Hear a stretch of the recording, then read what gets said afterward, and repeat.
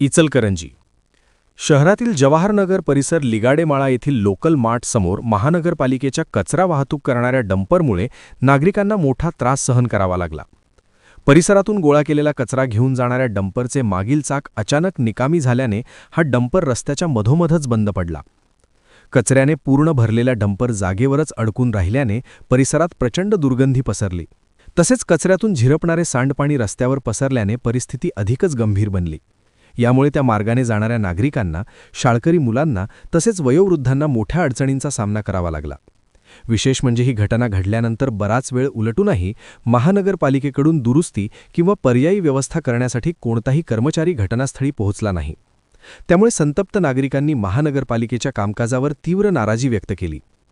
डंपरची वेळेवर देखभाल होत नाही का? महानगरपालिकेकडे पुरेसे कर्मचारी नाहीत का? असे प्रश्न स्थानिक नागरिकांकडून उपस्थित करण्यात येत आहेत. या प्रकारामुळे शहरातील स्वच्छता व्यवस्थेतील ढिसाळपणा पुन्हा एकदा उघड झाला असून प्रशासनाने तातडीने याकडे लक्ष देण्याची गरज असल्याचे मत व्यक्त होत आहे. दरम्यान संबंधित विभागाने या प्रकरणी तात्काळ दखल घेऊन नागरिकांना होणारा त्रास कमी करावा अशी मागणी जोर धरत आहे.